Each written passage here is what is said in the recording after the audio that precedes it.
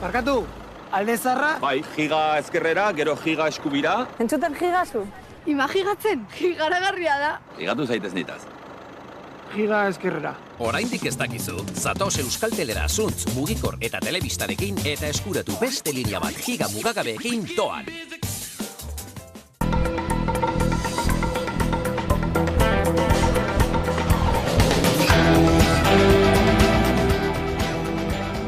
Lehorteak 40.000 hektareari kalte egin die Nafarroan. Lehortearen mailaren bileran, Nafarroako gobernuak iragarri du Europako Batasunean laguntza zuzenak jasotzeko aukera aztertzen ari direla Madrilgo gobernuarekin batera. Kaltea larria dela nabarmendu du Itziar Gomez, Nafarroako gobernuko landa garapeneko kontseilariak. Gainerako eskualdei dagokionez, larreen eta laboren egoera onargarria dela aipatu du. Lehortearen maila bildu da gaur esan bezala eta bilkura horretan gobernuak oraingo egoeraren berri eman die sektoreko eragilei eta horiek berriz bertatik bertara bizi dutena helarazi diote.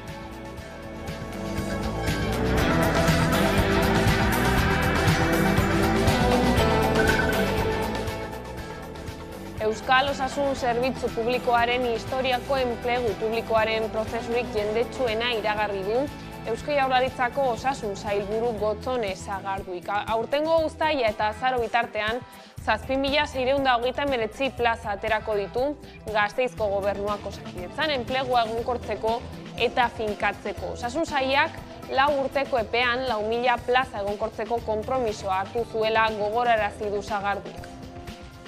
Lan eskaintza publiko berri honetan, Osakidetzak 7.629 plaza jarri ditu mahai gainean, 110 lanbide kategoriatan banatuta, eta horrek Osakidetzaren historiako prozesurik handiena bihurtzen du enplegu publiko egonkortzeari eta sendotzeari dagokionez. Gabon, langileen nazioarteko egunaren harira azken urteetako mobilizaziorik handiena iraganda Baionan maiatzaren lehenean izan ere, erretreten erreformak Frantziako kaleetan piztutako sua auspotu egin zuen atzo. CGT sindikatuaren arabera, 2 milioi pertsona baino gehiago atera ziren atzo kalera eta horietako 1,5 milioi Parisen. Istiluak gertatu ziren hainbat hiritan, Barne Ministerioaren arabera gutxienez 108 polizia zauritu zituzten atzoko protestetan. 4 atxilotu izan ziren Baionan, erdiguneko sakarrontziren bati su ematea egotzita.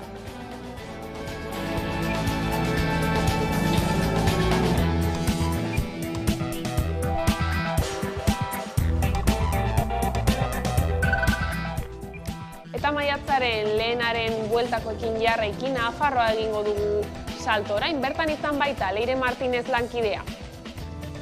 Maiatzaren bata langilearen eguna eta guk Nafarroan eta Iruñerrian manifestaldiak izan duen oihartzuna jakin nahi dugu.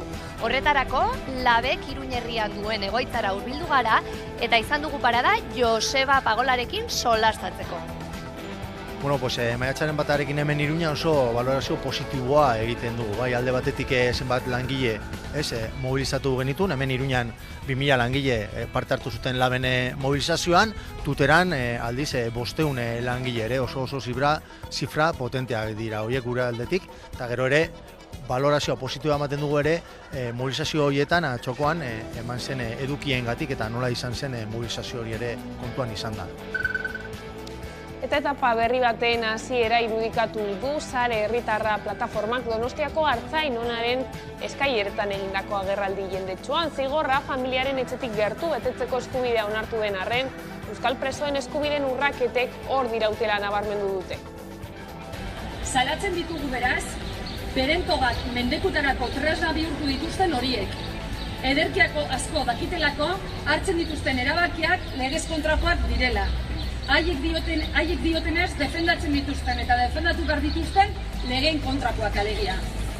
Jarrera horren infrentzua da estatutik edo estatuaren inguruetatik egin eta inoiz ikertu ez diren hilketan, torturen eta agintarien egileen impunitatea. Ikertu eta zigortu zirenean, gainera zigorra hutsaren hurrengoa izan zen. Eta berehala, kitatua, isilperatua. Eta maiatzaren 14an, Senpereko Lakuan ospatuko da Ipar Euskal Herriko ikastolen aldeko jaia.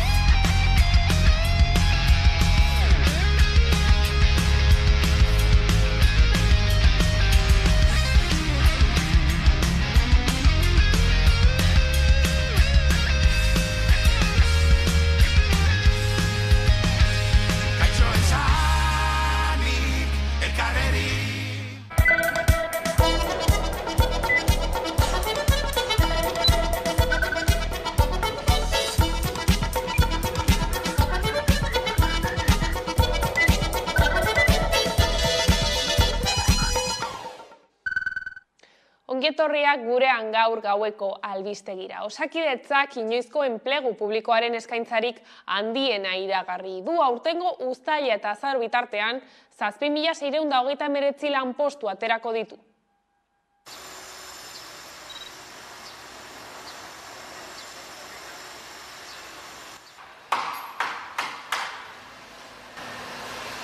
Lan eskaintza publiko berri honetan, Osakidetzak 7.639 plaza jarri ditu mahai gainean, 110 lanbide kategoriatan banatuta, eta horrek Osakidetzaren historiako prozesurik handiena bihurtzen du enplegu publiko egonkortzeari eta sendotzeari dagokionez.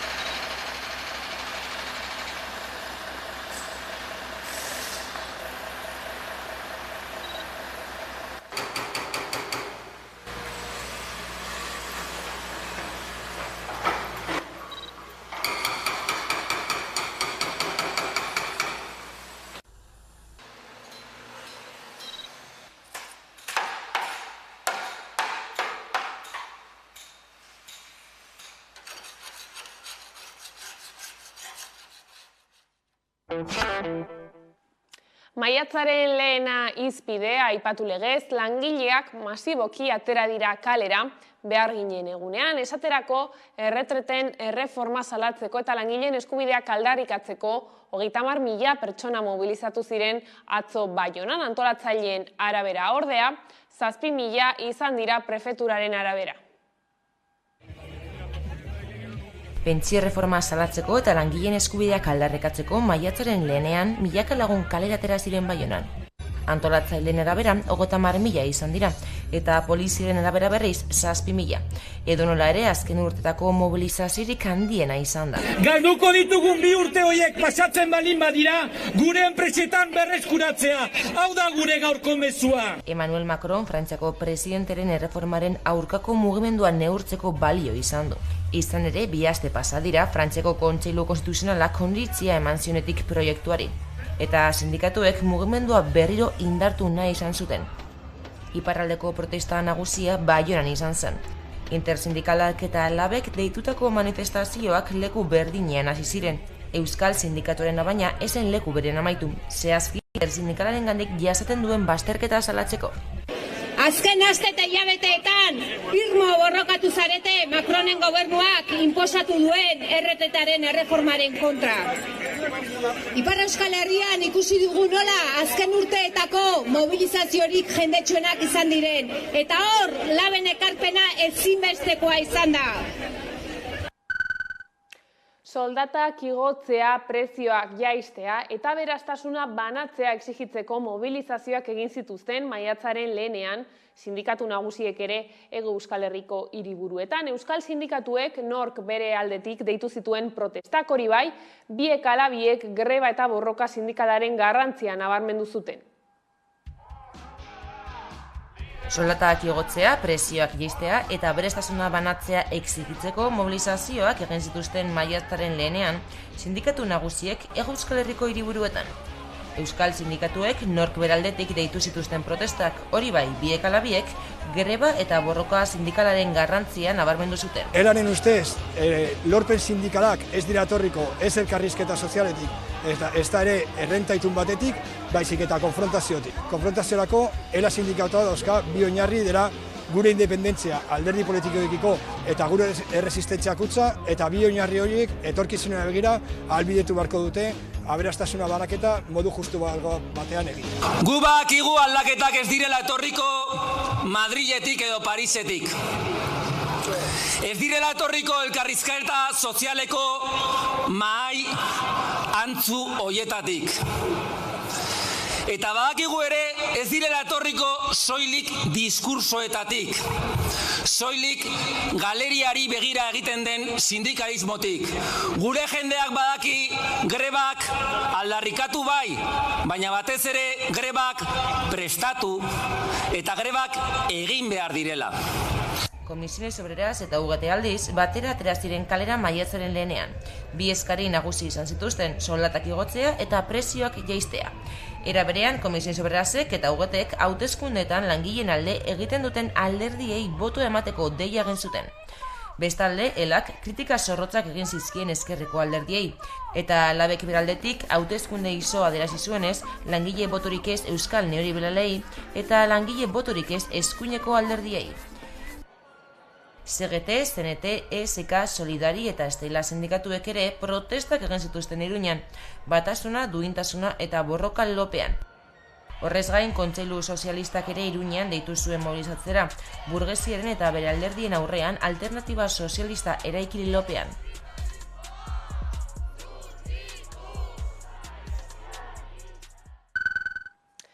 Eta maiatzaren bateko Nafarroako balorazio txiki bat egiteko gure lankide Leire Martinez Iruñerrian labek duen egoitzara hurbildu da. Bertan, Iruñerriko idazkariarekin egin du hitzordua Joseba Pagolarekin eguneko argazkia borroka hildoak eta Iruñean maiatzaren bataren eguneko argazkia egin digu.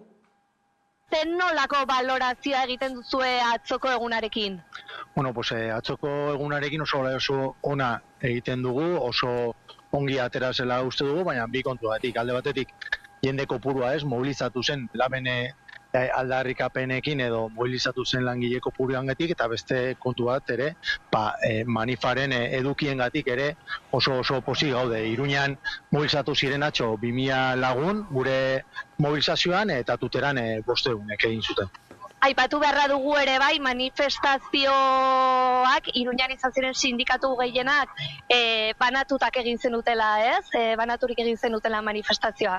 Bai, egia da, azken urtetan sindikatu askok bere kabuz ospatzen dugula edo aldarrikapenak kaleratzen ditugula maiatzaren lehenarekin, eta aurten bintzat labek horrela izan da, guk ere atxo horrela izan zen manifestazioa. Zeintzuk izan dira atzo egin zenituzten aldarriak? Bueno, pues aldarria baina ustetan oso potentea izan zela atxo, manifan zehar, kamioi bat egokitu genuen holtza modun edo eskenatoki modun, eta bertan langile ezberdinak, sektore eta lantegi ezberdinetakoak beraien borroken goraipamena edo goraipatzea egin zuten, eta oso potentea izan zen hori mobilizazioan zehar, eta hori izan zen pixkat neustetan manifaren potenteena, eta gero bai noski bukarako ekitaldian, ekin geniola ekitaldiari, nola ez, lan istripuetan 2022an hildakoen, 79 langile hil zirela Euskal Herrian lan istripuan, hoiei bere omenaldi sumea edo aurresku bate dantxatuz, gero ere jarraitu genuen Euskal Preso tailerlari guztiak, ozen etxean nahi ditugula aldarrikatzen, baita jarretu genuen ekitaldi horretan, elkartasun internazionalista bideratzen mundu osoko langile guztiei, gero baita lab sindikatutik atxikimendua eman genuen berriki mugimendu feministak iragarri duen greba feminista horrekiko, hor ere beharrezkoa denerako egongo garela esan genuen, eta ekitaldian bukatzeko mezu bat bidali genuen nahiko argia Txibite Andreari eta bere gobernuari. Ez diogula utxiko edo ematen duten aurrerapauso guztiak edozein zerbitzu publiko pribatizatzeko, edozein pauso ematen dutelarik, hor aurrean labek salaketa irmoa egingo dula, eta aurrera pauso horiek edo privatizazioaren bidean emate dituzten pauso horiek borrokatuko ditugula. Beraz, izan liteke hemendik zuen aintzinerako mezu hori ez, hemendik aurrera egingo duzuena pixkotere izango da privatizazio horren kontra. Bai, labetik beti egon gara zerbitzu publikoen defentsan, eta beti da aldarikatu duguna zerbitzuak beti ere pertsonen dako, gizartean dako, beharrezkoak baldin badira horiek publikoa behar dute izan eta negozia at geratu behar da, edozein zerbitzutan, eta hor salatzen, aldarikatzen eta borgatzen jarrituko dugu. Bai interpelatzen edozein gobernu, baita langileak antolatzen lanzentroetan. Laizter ere hauteskundeak ditugu, ez dakit zuen aldetik ze aldarri duzu hauteskunde hauetarako? Bueno, guk hauteskunde sindikalak ditugu, urtero ditugu, horren epetrinkoan gaude murgilduta, eta hor ari gara, ahalik eta langile gehien gurekin aurkezten saiatzen, bai, uste dugulako modu bat dela antolatzeko eta beraien lantegietan lan egiteko.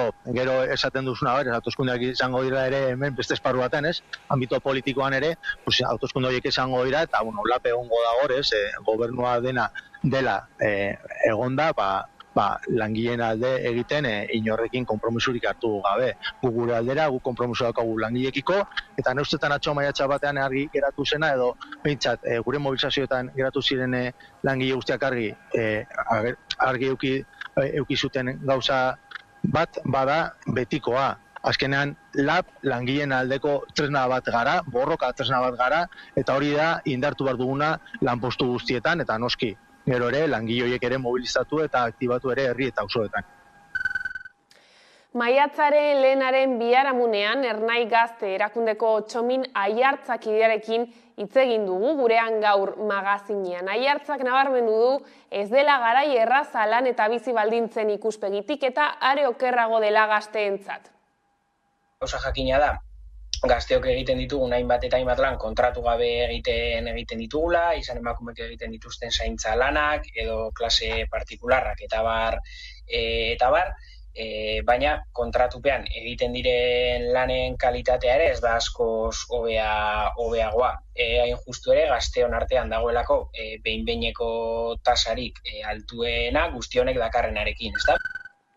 Nazioartera begira, Hollywoodeko gidoilariek greba mugagabea hasi dute. Hainbat egunetako negoziazioen ostean, Hollywoodeko gidoilarien sindikatuak eta zinema eta telebista ekoizleen aliantzak ez dute akordiorik lortu.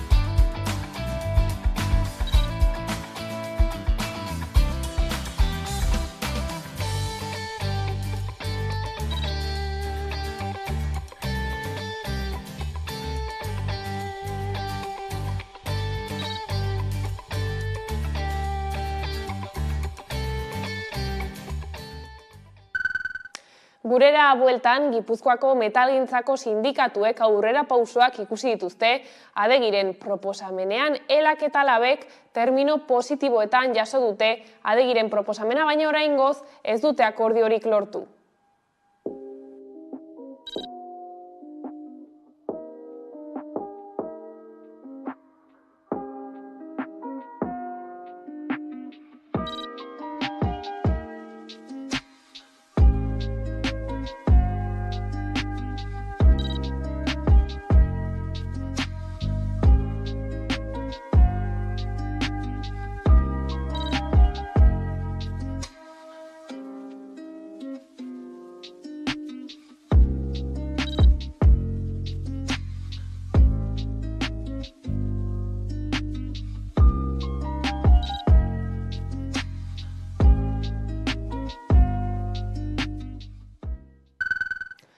Sare herritarrak indarrean dauden salbuespen politikei aurre egitera deitu du. Bizikidetzaren alde lan egiteko konpromisoa dirazi du plataformak. Eta etxera leloaren gaurkotasuna defendatu esanez, espetxe arloko legeek babesten dutela eskakizun hori.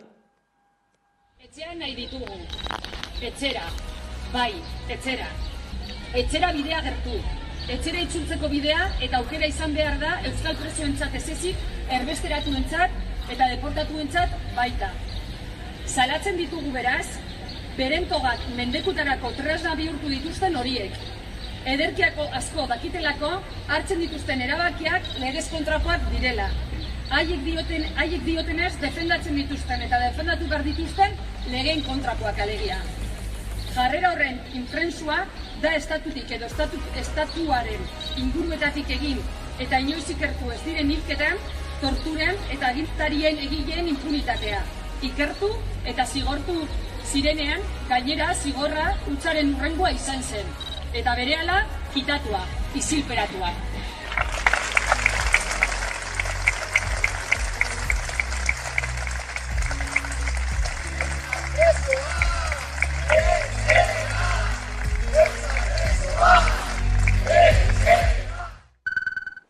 Atzera bota dute Erandion behin-behinean udaltzain baten euskara eskakizunaren derrigortasuna. Legeak dio, tokiko administrazioek ezin dizkietela udal erakundetarako zerbitzuak ematen dituzten azpi kontratetako langilei funtzionarioen euskara eskakizunak ezarri honek, hainbat gatazka ekarri ditu azken aldian. Udaltzain batek elegitea jarri zion udalari, B2 mailaren derrigortasuna atzera botatzeko helburuarekin.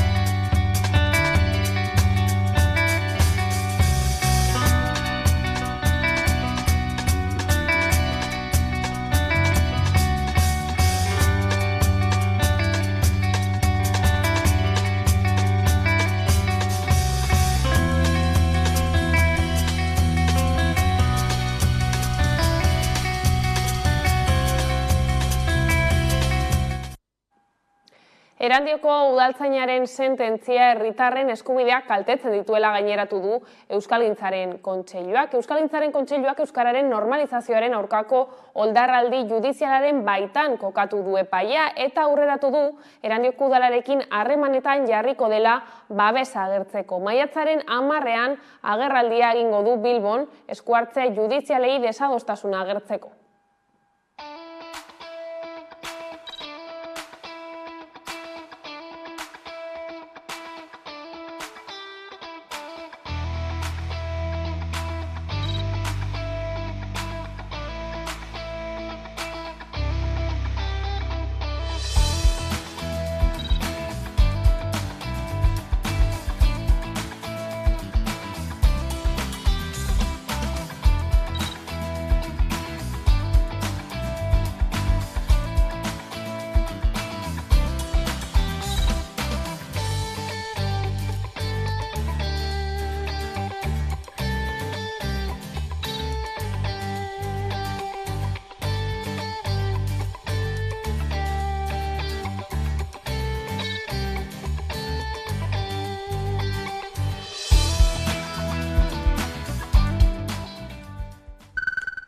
Bestalde, Aiaraldeko Euskalgintzako Kontseiluak hautagaien euskara mailaren txostena argitaratu du. 2023an udal hauteskundeak direla eta alderdi politikoik argitaratutako dituzten zerrendetan euskararen irizpidea agertzea eskatu du. Alde batetik, kritika zorrotza egin dio eskualdeko alderdi guztiei ez baitutelako adierazi hautagai bakoitza euskara mintzatzeko edo ulertzeko gai den.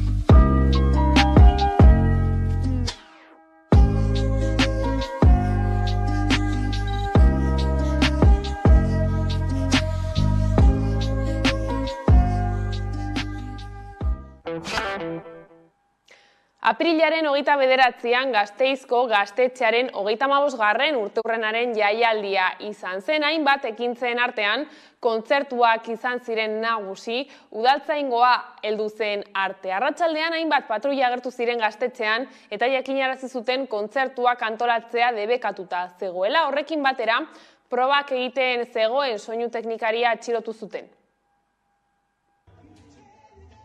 Gasteizko gaztetxeak 35 urte bete ditu eta urteurrena ospatzeko hainbat ekintza antolatu zituen pasaden astean. Horien artean aipatzekoa da larunbateko jaialdi nagusia. Lantegiak, platerirekiak, jolazak, bazkaria, mural margoketa eta kontzertuak antolatu zituzten. Hala ere, espero zuten baino lehenago amaitu zen jaialdia. Arratsaldeko 5 aldera, udaltzaingoa Gasteizko gaztetxera bertaratu zen eta arratsalderako aurreikusita zeuden kontzertuak debekatu zituen eta soinu teknikaria atxilotu zuen. Hainbat patruila bertaratu ziren eta jakinarazi zuten musika oso altua zegoela eta kontzertuak antolatzea debekatuta zegoela. Gainera, soinu probak egiten zebilen soinu teknikaria atxilotu zuten, agentei oldartu izana leporatuta. Ohar baten bidez Gasteizko gaztetxeak salatu zuen gertatutakoa. Izan ere, elkarretaratzea antolatu zuten arratsalde horretan, 8:30 hain zuzen ere.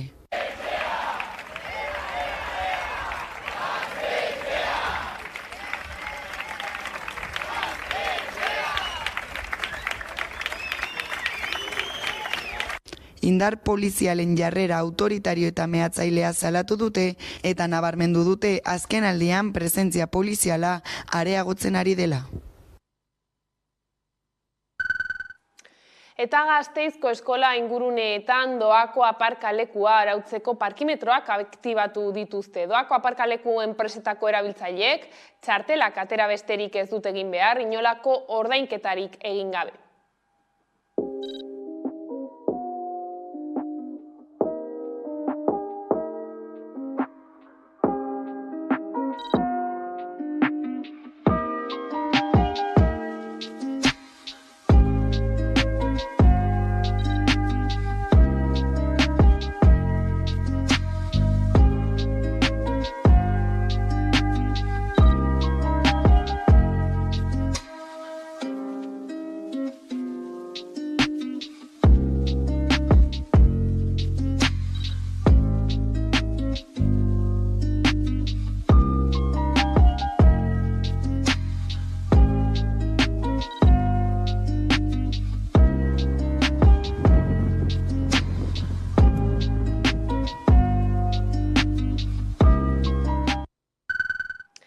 Nafarroan dagoen Aislanat enpresa ezagutuko dugu orain. Aislanat zelulosazko isolatzaile bat da, Nafarroan egina egunkari paper birziklatuan oinarri hartuta, isolatzaile erabat ekologikoa da.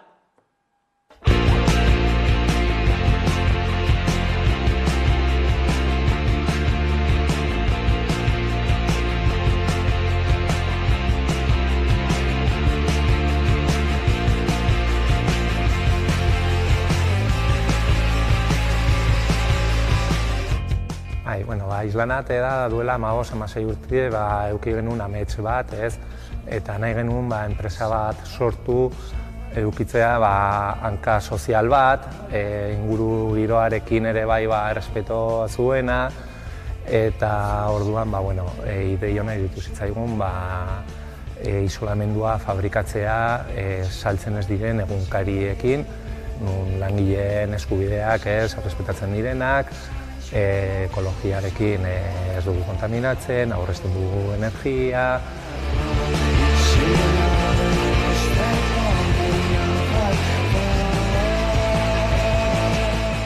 2.500 metro karratu ditugu lokalak eta daude zatitutak, leku batean daude bulegoak, beste leku batean hemen bertan egiten dugu formakuntza instaladoreak formatzeko, beste aldean daukagu makinean fabrikatzen dugun isolamendua.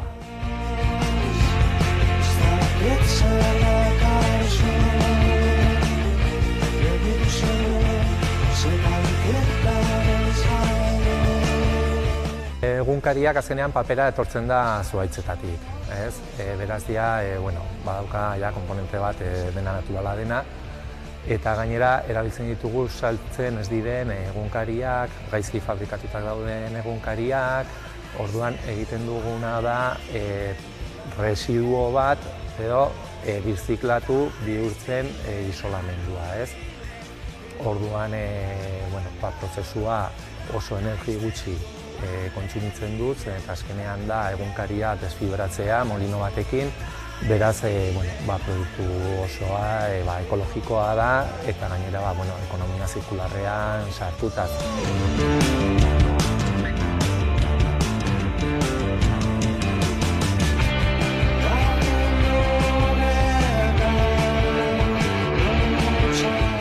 Egiten dira zulotxo batzuk hormetan, eta makina hauen bitartez eta haizearekin egiten da zelulosa insuflatu.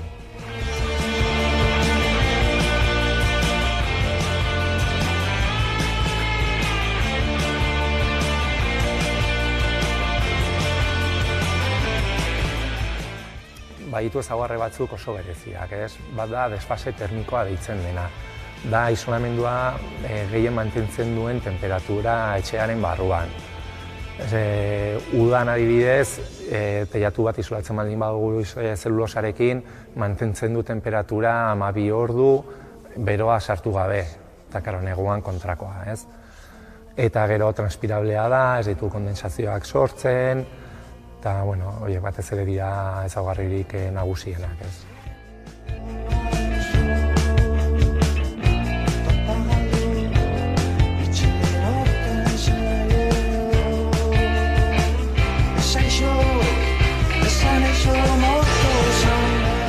Gu egiten duguna da fabrikatu isolamendua, baina isolamendu mota hau aplikatzeko behar dira halako makinak. Orduan, halako makinak ikasi behar da nola funtzionatzen duten, gero etxeetan nola aplikatu behar den ere bai, eta orduan daukagu instituto bat, hemen erakusten diogu, formakuntza ematen dugu ikasi nahi duen jendeari, enpresei, instaladore moduan formatzeko.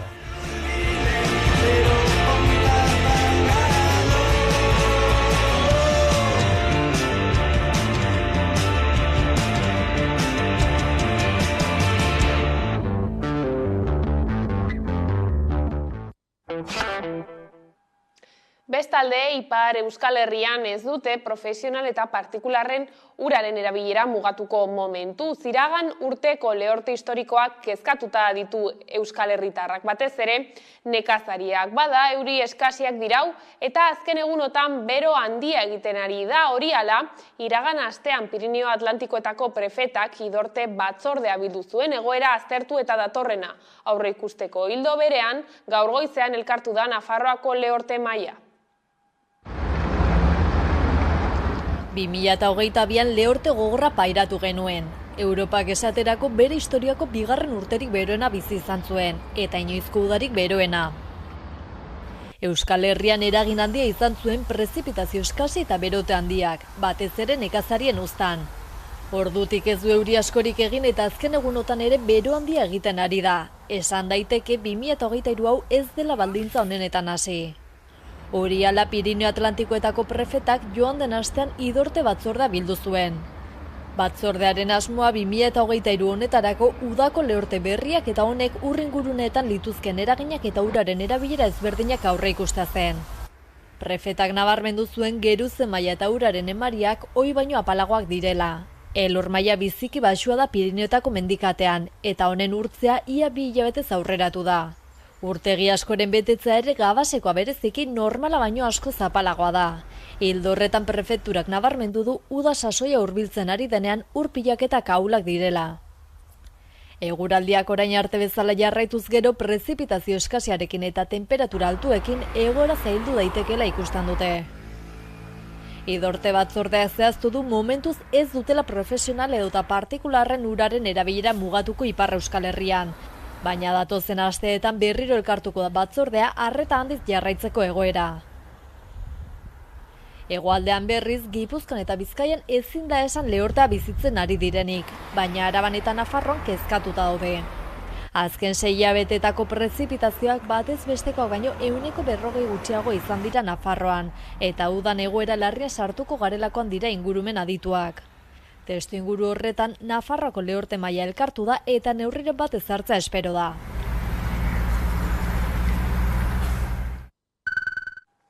Bi urte eta erdi igaro dira Donostiako erraustegia martxan jarri zutenetik, 12 urteko prozesu baten ondoren. Proiektua aurkeztu zenetik, inguruko herritarren artean haserrea eta kezka dira nagusi. Asteburu honetan, urtero egin ohi duten oinezko martxa egin dute Lasarte Horiatik abiatu eta errausteraino. Nabarmendu dute, gero eta nabariagoa dela erraustegiak airea, ura eta lurra kutsatzen dituela. Errausketaren aurkako hautsak argi eta garbi entzun ahal izan dira asteburuan Lasarte Horiako Okendo plazatik atera eta Zubietako erraustegiraino bertaraino joan den martxan. Agintariei exigitzeko geldi dezatela erraustegia, ez dezatela gehiago hondakinik erre. Erraustegiaren aurkako mugimenduak antolatu du Donostia biziriken eguzkiren eta ekologistak martxanen laguntzarekin. Lasarte, esnatu, birziklatu! Parte hartzaien artean azken asteotako berriak izan dituzte hizpide. Zubietako erraustegiak 2 aste baino gehiago daramatza hondakinik erre eta elektrizitaterik sortu gabe. Gutxienez 16 egun daramatza. Hondakine webgunean ikusi baitaiteke Zubietako erraustegiak ez duela ez elektrizitaterik ez emisiorik sortzen. Eta Gurasos plataformaren ustez horrek erakusten du matxura bat izan duela eta erabili ezin da geratu dela. Horrez gain oinezko martxan ere aipatu da Ekopole jakinarazi duenez Zubietako erraustegia ez dagoela sailkatuta balorizazio energetikoko instalazio gisa eta horrek ingurumen baimenaren indarraldiari eragin diezaiokela. Martxaren bukaeran Donostiako Zubieta auzan dagoen erraustegira heldu direnean, deitzaileek nabarmendu dute erraustegiaren arduradunek errealitatea ukatzen jarraitu duten arren, azken hilabeteotan argitara ateratzen joan direla ezkutatutako egia deseroso batzuk. Eta horren ondorioz, gero eta nabariagoa dela erraustegiak airea, ura eta lurra kutsatzen dituela. 2022ko udaz geroztik, Arkaitzerrekak etengabe jarraitu du ur kutsatua ematen. GHKak publikoki ukatzen segitu du bere ardura denik. Erraustegiek sortutako kutsadura konpontzeko, erraustegiak itxi behar dira. Ez bota kutsaduraren zama berriro ere herritarren bizkarrera. Errausketaren aurkako konpromisoa berretsi dute. Ez dutela nahi ez Zubietan, ez Bergaran, ez Urretxu Zumarragan, ez inon. Ez Zubitan, ez Añorgan, ez Bergaran, ez Urretxu Zumarragan. Ez, errausketarik ez. Azazetako parke eolikoa egiteko administrazio baimena eman du Eusko Jaurlaritzak. Euskal Autonomia Erkidegoko aldizkari ofizialak astelehenean argitaratu zuen ebazpena. Hala ere, proiektuan ingurumenari lotutako zenbait aldaketa egin beharko dira.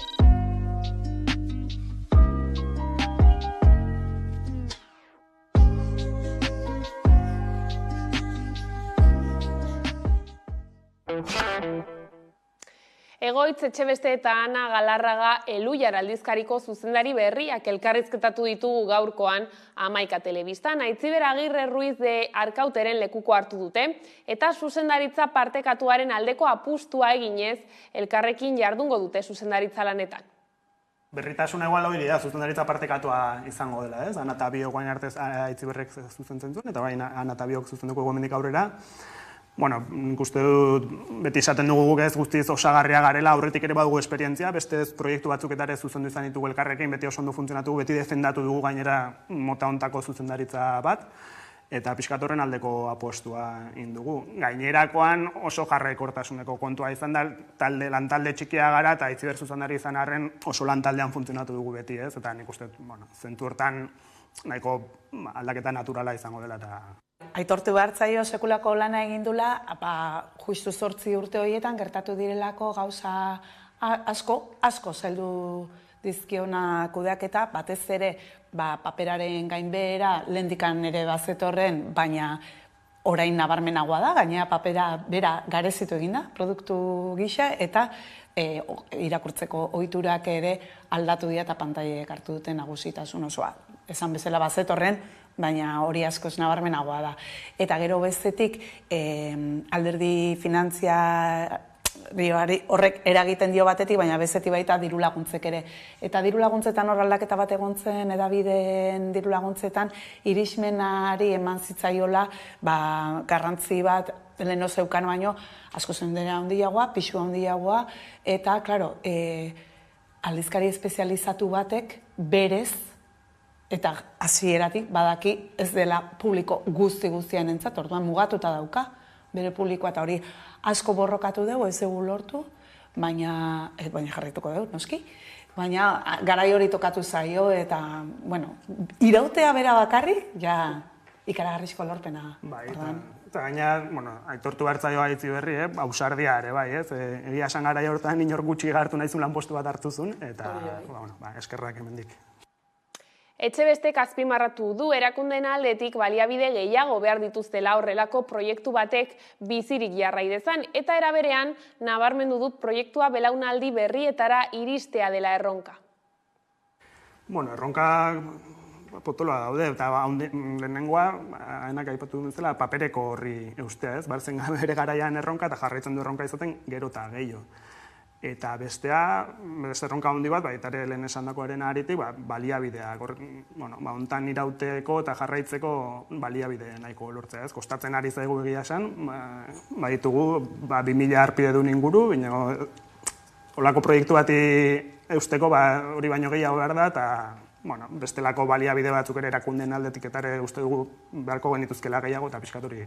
Erronka batzuk behintzat horiek izango dira. Bai, beste bat izan daiteke, zientzia eta teknologia badira, nire ustez, titularretatik eta gaur egungo informazioa kontsumitzeko eratik aparte xamar gelditzen den kontua. Ez da titular handiak ematekoa, zientziak oso gutxitan ematen ditu olako titularrak, eta normalian gainera ez diak abitzen, beti oten da, orain gozakigunaren arabera eta hau kontuan izan da, eta bestea ez da ondo moldatzen gaur egungo komunikazio medioetara, hori, onda berrogeita bat karakteretan nekez emango dituzu behar dituzun ñabardurak, eta horrek ekartzen du pixkat espektakularizazioan eroritzia, eta hori gure burua harria botatzea izango litzateke, ez da zuzena.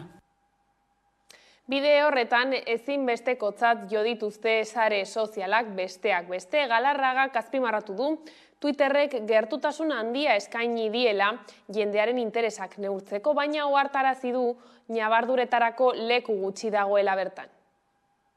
Bueno, sare sozialetan, bai, hor egiten nahiko badaude baita ere, sare sozial, Twitterren batez ere haitzen geha, eta beste batzuk badauzkagu hor sartu horri biltzen geha batutan, eta baina, Twitterren behintzat bai eukidugu hor nesenteko lana, eta, Ana bera hortan espezialista da, berak esango duen. Ez, justu Twitter da kazetariek gehien erabiltzen duten sarea, eta hor ematen digu Twitterrek gertutasun handia jendearen interesak eta termometroa hartzeko, zer interesatzen zaion, eta gero zalantzak nondik etortzen dian, bai. Orduan, oso tresna erabilgarriak dira, baina lehen esan deten bezala, beti ere kontuan hartuta, nekez emango ditugula titularrak beste zeatan bezala. Eta gero, bueno, hori, nabardurak behar diren horretan, baina hori ja ez azientzian bakarrik, sare sozialak horretarako, ez dira, justu oso egokiak eta eztabaidak, kostatu iten da ez, izatia txukunak ez dakit, errespetuzkoak eta baina, bueno, bai, lokatzetan sartu beharra daukazu, nahi bali madezu jendearen gana iritsi, jendea bestela zugana ez dalako etorriko berez, ez da. Kulturarlora salto, Nafarroaren eguna ospatu da larunbatean Baigorrin. Milaka pertson elkartu dira bertan, euskal kultura eta euskara biziarazteko.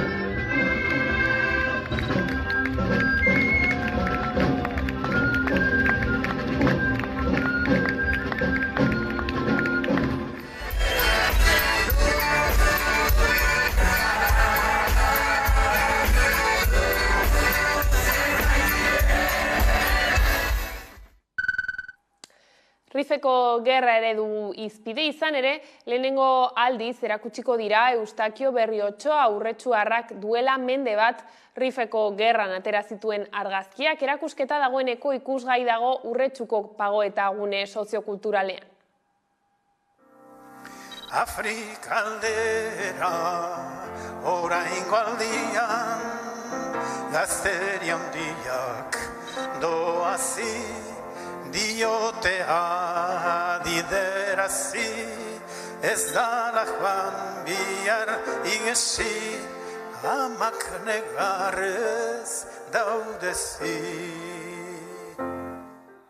Erakusketa honen balioa ez da bakarrik Eustakiok, hemen Urretxuko batek orain dela 100 urte atera zituen argazkia baizik, eta estatu mailan ez da beste argazki sortarik soldadu batek bere lankide edo beste soldadu batzuen eguneroko bizitza kontatzen duenik. Rifeko argazki hauek memoria historikoa ere badira, eta gogoratu ezagun 7 urretxuar oraindik ere desagertuta darela anualetan.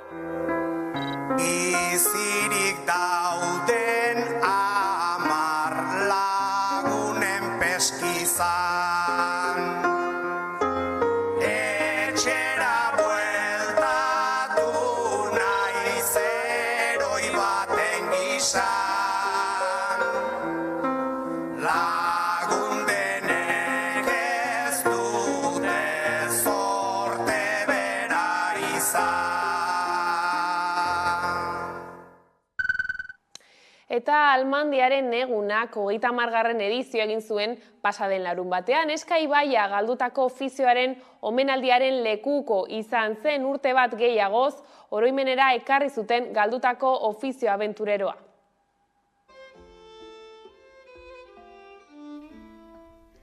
Pasaden igandean, Almadiaren eguna ospatu zen Erronkariko ibarrean. Burgiko herria lekuko izan zen eta Eska ibaia alfombra gorria, Almadiaren eguneko 30. edizioan.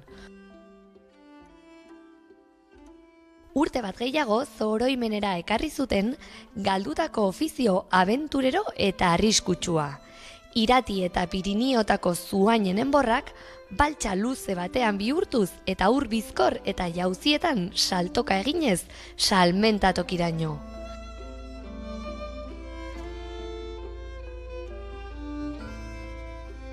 Eguraldia lagun, 6 handia izan zen Burgin. Almadiak, Bazkari herrikoia, kontzertuak eta aurrezko almadia, Cesar Oroz eta Erronkariko Gasna jatorri izendapenak jaso zituen. Animalizko besta Ibarrekoendako eta prefosta bisitariendako ere, Erronkariko lagunen onkixina jaso zutelako.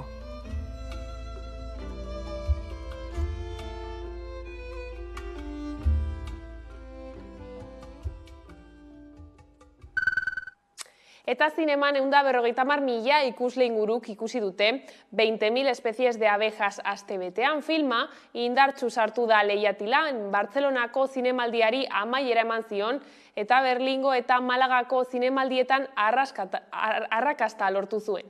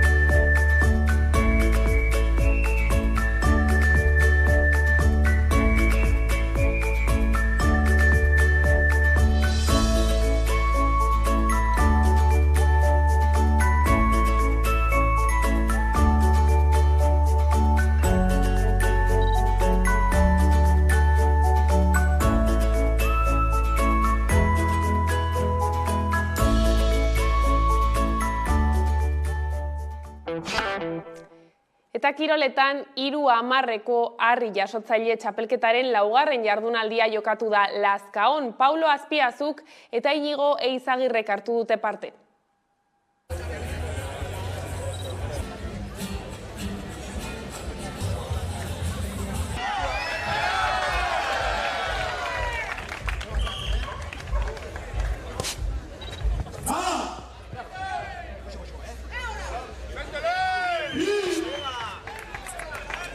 Oso loko! Lau! Bost! Tantzia gutxene! Amari!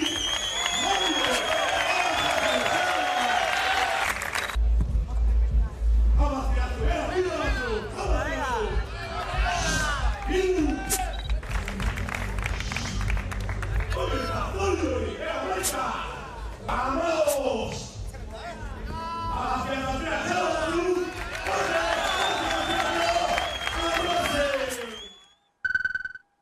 Ate joka dugu maiatzaren 6 Osasuna eta Real Madrilek jokatuko duten kopako finalaren egun handia. Sevillan ez ezik, Nafarroako herri eta hiriburuan partiduaren egunera begira prestaketa lanetan daude jokalari zein zaletuek. Sevillarako sarrerarik ez duten zaleek, Iruñeko Gaztelu plazan egongo diren 4 pantaila erraldoietan ikusgarri izango dute partidua. Leire Martínez. Taxoarera heldu gara Osasunako entrenamendua salseatzera. Izan ere, Osasuna oso modan dago. Zer erranik ez, ligako Kadizen kontrako eta larunbateko Betisen aurkako partidua irabazi eta gero. Gainera, salbazioa izateaz gain, gehienek Europara ere begiratzen dute. Baina garrantzitsuena ate joka dugun maiatzaren 6ko finala da. Osasunak Real Madrilen kontra jokatuko du norgehiagoka eta gainera partidua arrisku handikoa izendatu dute. Eta Sevillan ez ezik, Nafarroan eta Iruñean ere ospatuko dugu festa eta partidu erraldoia. Izan ere, Gazteluen parantzan 4 pantaila handi paratuko dituzte partidua ikusi ahal izateko. Osasuna momenturik gorenean dago. Pasaden larunbateko Betisen aurkako garaipenak lehendabiziko mailako txartela luzatu dio eta baikorrenek ere Europara begiratzen dute. Baina garrantzitsuena dudari gabe maiatzaren 6ko Sevillako Lakartujako norgehiagoka izanen da. Real Madrilen kontra jokatuko duen kopako finala. Momentuz, 19.000 gora zaletuk izanen du sarrera eta dagoeneko Gorritxo uholdea garraio eta alojamendu bila ari da. Iruñeko udalak 4 pantaila erraldoi paratuko ditu Gazteluen parantzan, Sevillara joan ez diren zaletuek partido eta giroarekin profitatu dezaten. Nafarrako bertze herrietan ere partidua ikusgai paratuko dute. Hala nola, Zizur, Mutiloa, Argetas, Faltzes, Irunberri, Biana, Artika, Fitero, Koreia edota Kaskanten. Iruñeko alkateak ere azpimarratu du partidua galdu edo irabazi, jokalariei behar bezalako harrera egingo zaiela. finalera iristea bakarrik garaipen handia delako.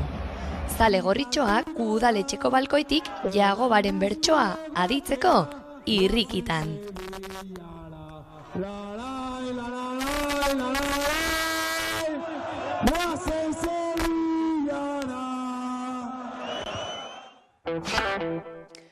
Uztaldi bioko kideen eskutik plazara azoka ezagutuko dugu gaurko geltokia saioan. Gertuko kontsumoa sustatzeko ekimenen inguruan arituko dira bertan, bi elementu izango dira saioan nagusi. Gertuko harremanak ordezkatzen duten kontsumo harremanak eta bertako produktuak. Horretarako, erreportajea eta solasaldia izango dira eta bukatzeko errezeta goxo bat egiten ikasteko aukera ere izango da. Gaur gaueko 10:00 Hamaika Telebistan.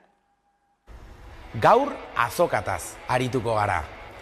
Gertuko kontsumoa sustatzeko ekimenetaz alegia.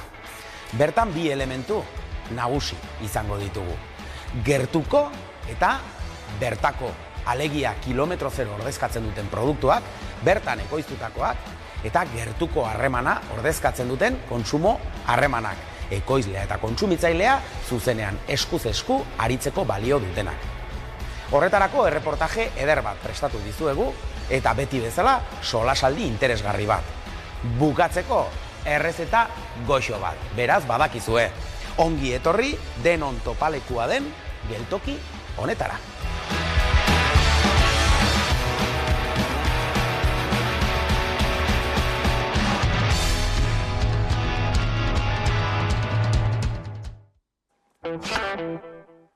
Eta horrela iritsi gara albistegiaren bukaerara. Gaurkoan Goxuan Salsa taldearen Emaidan freskura bestiarekin agurtuko zaituztegu. Gustatuko zaizuelakoan besterik ez gure aldetik. Hoiek izan dira gaueko albistegiak gurean gaur utzi dituenak. Gogoratu guztiak eta gehiago nahi duzuen aldiro hamaika.eus atarian daudela eskuragarri. Bihar arte.